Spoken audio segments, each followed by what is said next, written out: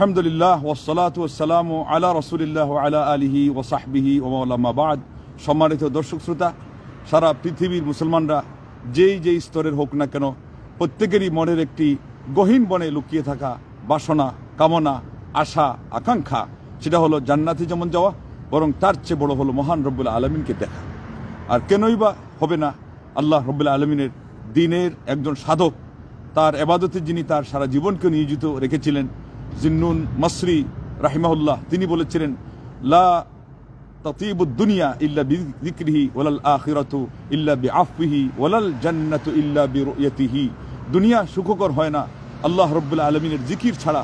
মানে দুনিয়ার জীবনটা উনি বলছেন আল্লাহর জিকির বিনে এটা আনন্দদায়ক হতে পারেই না। এটাই হলো মুমিনের আসল খোরাক। আল্লাহু আকবার। মাছ যেমন পানি ছাড়া বাঁচে না, মানুষ জিকির ছাড়া বাঁচে না। এবং আল্লাহ নবী সাল্লাল্লাহু বুখারী হাদিসে উদাহরণ দিয়েছেন যে এটা হলো আল্লাহর জিকির যে করে তার উদাহরণ হলো জীবিত, আর যে আল্লাহর জিকির করে না তার উদাহরণ হলো মৃত। আর বলেছেন পরকাল আনন্দদায়ক হবে না আল্লাহর ক্ষমা ছাড়া, কারণ আল্লাহ ক্ষমা না করলে জাহান্নামে যাওয়া লাগবে, আনন্দ থাকবে কোত্থেকে। এরপরে বলছেন জান্নাতে গেলাম ঠিকই, কিন্তু জান্নাত সুখকর হবে কি দিয়ে? বলছেন যে আল্লাহ রাব্বুল আলামিনের দর্শনের মাধ্যমে। সেই জন্য আজকে শিরোনাম আমি এটা ঠিক করেছি, এটাই ধরতে হবে আজকের নির্যাস, কিন্তু কথা তার আনুষঙ্গিক প্রাসঙ্গিক একদিক থেকে আরো অনেক গুরুত্বপূর্ণ কথা রয়েছে। এই জন্য আমরা শেষের দিকে আসি। সেটা হলো এই যে আমরা আজকে অনেকেই মনে করি যে আল্লাহ রাব্বুল আলামিনের আসমা ও সিফাত এগুলো মানলে নাকি উদাহরণ এসে যায়। যে আমি যদি বলি যে আল্লাহর হাত আছে, অথচ তিনি হাতের কথা বলেছেন, এটা সবাই জানে। সূরা মুলকের আয়াতটা শুরুই হয়েছে তাবারাকাল্লাযী বিয়াদিহিল মুলক। ওই আল্লাহ বরকতপূর্ণ, তা তিনি যার হাতে রাজত্ব, আল্লাহ হাতে। তারপরে কুল্লু মান আলাইহা ফান ওয়া ইয়াবকা ওয়াজহু রাব্বিকা যুল জালালি ওয়াল ইকরাম। সব নিঃশেষিত হয়ে যাবে, আর থেকে যাবে আল্লাহ রাব্বুল আলামিনের সম্মানিত চেহারা। এই সম্মানিত চেহারা মানে আল্লাহ রাব্বুল আলামিনের জাতি সত্তাগত চেহারা। এখানে আপনি অর্থ চেহারা করেন আর সত্তা করেন, ঘুরে ফিরে কিন্তু যারা হকপন্থী তাদের কাছে এগুলো এক। অথচ আজকে ফেসবুকে ওর ভাষাই ফেলতেছে। ইমাম বুখারী আরেকজনের কোটেশন দিয়ে তাও উল্লেখ করেছেন। ইমাম বুখারীর এটা অভ্যাস, সালাফি আলেমদের এটা হলো অভ্যাস। কোরআন সুন্নাহর পরে তারা সালাফদের আল্লাহু আকবার কথাগুলোকে তারা কোট করেন, নোট করেন, তারা জাতির সামনে পেশ করেন, যাতে দিনের বুঝটা সঠিক হয়। ইমাম বুখারীর সাথে ইমাম ইবনে তাইমিয়ার তো কোনো সাংঘর্ষিকতা নেই, কিন্তু কত মতের মধ্যে পার্থক্য আছে। আহমদ বিন হাম্বল রাহিমাহুল্লাহ মাযহাবকে বেস করে উনি ফকিহ হয়েছেন ইবনে তাইমিয়া, তার সাথে তো মূলত কোনো সাংঘর্ষিকতা নাই, কিন্তু শত শত কথা পাওয়া যাবে, ব্যতিক্রম আছে। এগুলো হলো বাতিলপন্থীদের নিদর্শন। যে আল আজহারে নাকি একটা থিসিস লেখা হয়েছিল, ডক্টরেট থিসিস, যে ইমাম আহমদ বিন হাম্বল আহলুস সুন্নাহ ওয়াল জামাতের ইমাম নাকি ইবনে তাইমিয়া। আমি তখন বললাম এটা হলো মাস্টার্সে দারুল ইহসানে এই ঘটনা ঘটেছে। আমি তখন বললাম আসলে ইমাম আহমদ বিন হাম্বল এবং ইমাম ইবনে তাইমিয়া রাহিমাহুল্লাহ হুমাল্লাহ এদের যে পথ চলার পথ এটা একই। তুমি চিল্লিয়ে চেঁচিয়ে মরে যাও, আল আজহারে 1 ডজন কেন 100 তুমি ডক্টরেট থিসিস বের করো যে তাদের মধ্যে সাংঘর্ষিকতা ছিল না। আহমদ বিন হাম্বলের সম্পর্ক সাহাবাদের সাথে, তাবিদের সাথে, তবে তাবিদের সাথে, বরং 4 ইমামের সম্পর্ক। ঠিক এইভাবেই ইমাম বুখারীর সম্পর্ক, শেখুল ইসলাম ইবনে তাইমিয়ার সম্পর্ক, ইবনুল কাইয়িমের সম্পর্ক, নওয়াব সিদ্দিক হাসানের সম্পর্ক, আল্লামা শেখুল কুল ফিল কুল মিয়া নজির হোসেন মুহাদ্দিস দেহলভির সম্পর্ক, এদের আগে শাহ ওলিউল্লাহ মুহাদ্দিস দেহলভির সম্পর্ক, যারাই এই লাইনে চলবে তাদের নারীর সম্পর্ক একজনের সাথে আরেকজনের আছে। তোমাদের জন্য বাতিলপন্থীদের ওই রসুনের গুটার মতো করে তাদের ওই একটাই আপনার সেই দানাগুলো জমা হওয়ার জায়গা। ঠিক হকপন্থীদের আসল জায়গা তো একটাই। এটা দিয়ে তুমি কি বলতে চাও? কোনো লাভ হবে না, কোনো লাভ হবে না। আসলে হকপন্থী হওয়ার জন্য চেষ্টা করো, না হলে তোমার খবর আছে। আল্লাহু আকবার। সূরা তাহা 5 নম্বর আয়াতে আল্লাহ কি বলছেন? আর রহমানু আলাল আরশি ইস্তাওয়া। দয়াময় আরশ আজিমের উপরে। আচ্ছা, ইস্তাওয়ার খালি অনুবাদ করো, ব্যাস, কোনো ব্যাখ্যা লাগবে না। আল্লাহ আরশ আজিমের উপরে বলো, ব্যাস। সমাসীন, এটা তো আপত্তিকর।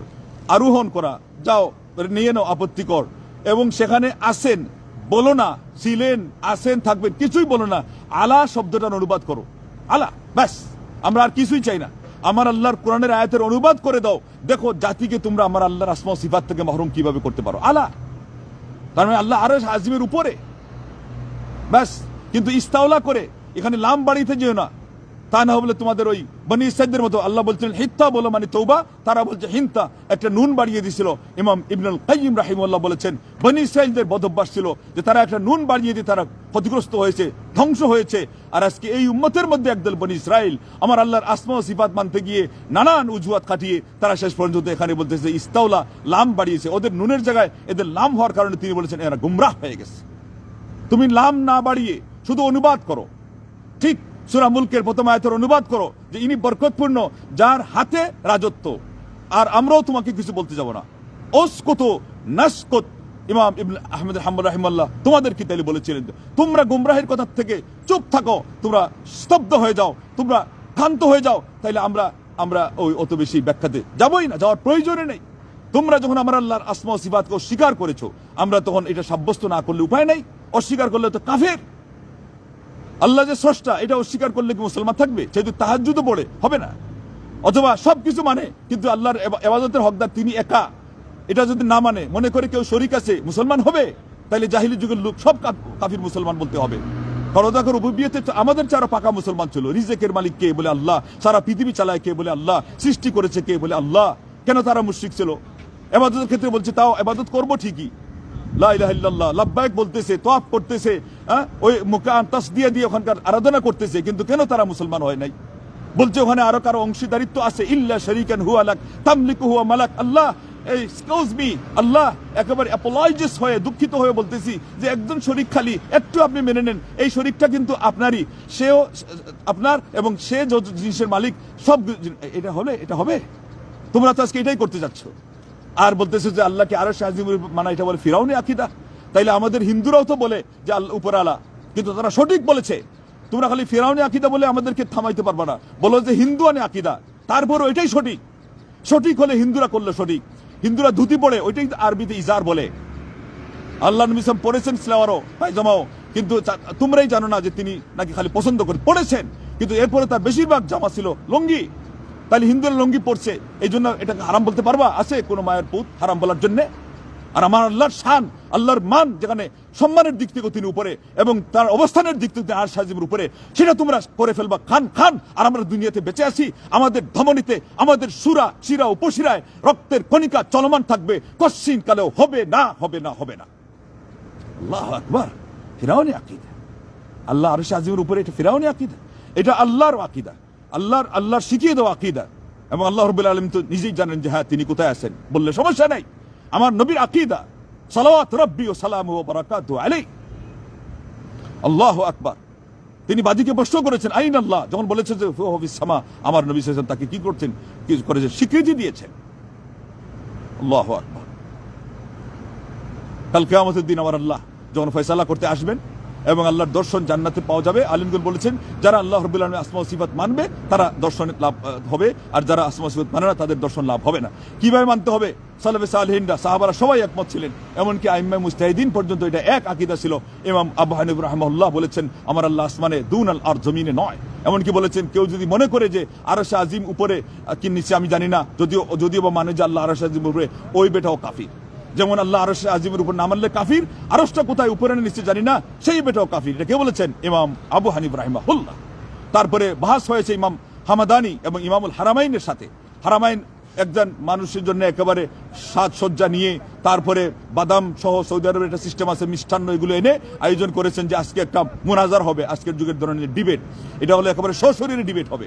খুব বেশি অহংকার নিয়ে উনি নেমেছেন, একেবারে মন সাজিয়েছেন, মসজিদের চতুর্দিকে চতুষ্পার্শ্বকে সাজগুজ দিয়ে ভর্তি করে মুনাজারা করবেন। মুনাজারা করে কি বলছেন?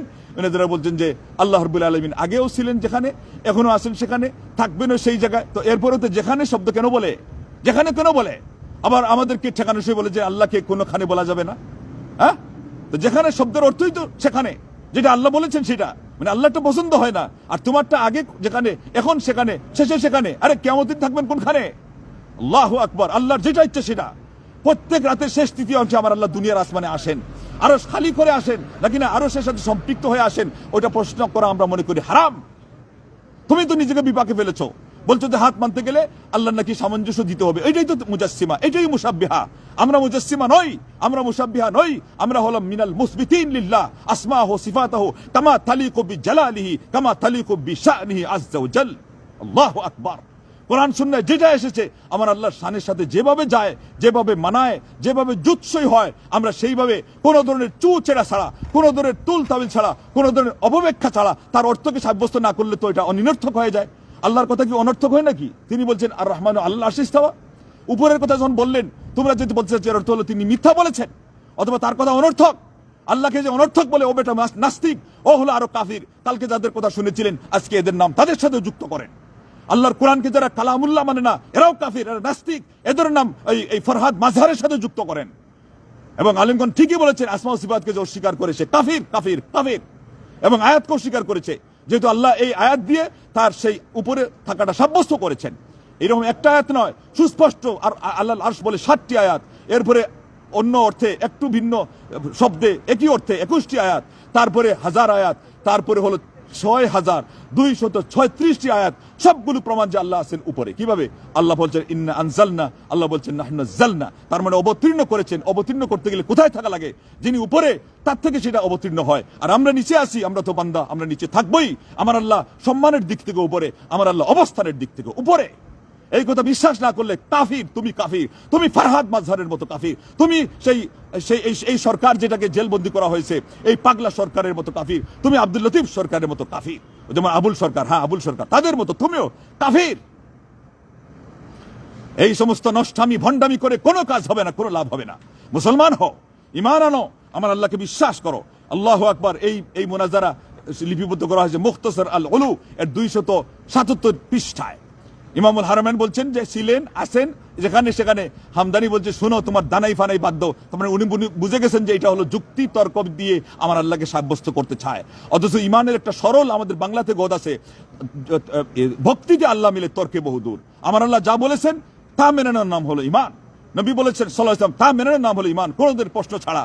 তখন হামদানি বললেন ওগুলো সব বাদ দাও, তুমি আমাকে ওই কথার উত্তর দাও। একজন মানুষ যখন 2খানা হাত তুলে আমার আল্লাহ কে ডাকার জন্য, আহ্বান করার জন্য 2খানা হাত যখন তুলে, তো তিনি বলেছেন এই যে 2খানা হাত তুললো, এখানে তার মন, তার তন, তার অবস্থা এবং অবস্থান কি প্রমাণ করতেছে। এটা কিন্তু কি দিয়ে প্রতিহত করবা? মানে সব কিছু বলতেছে আমার আল্লাহ তুমি উপরে, এই জন্য আমি তোমার দিকে তাকাচ্ছি। এই জায়গাতেও তুলতাউল করতেছে, বলতেছে কাবা এটা শর্ত নয়, আমরা এমনি খালি কিবলামুখী হচ্ছে। আউযুবিল্লাহ আউযুবিল্লাহ। অতএব এরা কাল কিয়ামতের দিন আল্লাহর দর্শন পাবে না, যারা আল্লাহকে উপরে এবং আল্লাহর আসমা সিফাত মানে না। আসুন আমরা সবাই আমার আল্লাহর আসমা সিফাতের ঈমান আনি, তাহলে কাল কিয়ামতের দিন এমনকি জান্নাতে আল্লাহ পাক আমাদের হয় সপ্তাহে একবার, আর নয় আসর এবং ফজরে দুইবার আল্লাহ আমাদেরকে তার দিদার নসিব করবেন। আল্লাহ যেন সেই আমল আমাদেরকে করার তৌফিক দান করেন এবং এই নিয়ামত আমাদের সবাইকে দান করেন, এটা থেকে কাউকে মাহরুম না করেন। আল্লাহু আকবার, আল্লাহু আকবার। আল্লাহুম্মা লা তাহরিমনা লাযযাতান নাযারি ইলা ওয়াজহিকাল কারীম। এই দোয়াটা আল্লাহর জন্য করবেন, আল্লাহর কাছে করবেন নিজের জন্য, তাহলে আল্লাহ আপনাকে তার দর্শন লাভের জন্য করবেন, কাউকে মাহরুম করবেন না।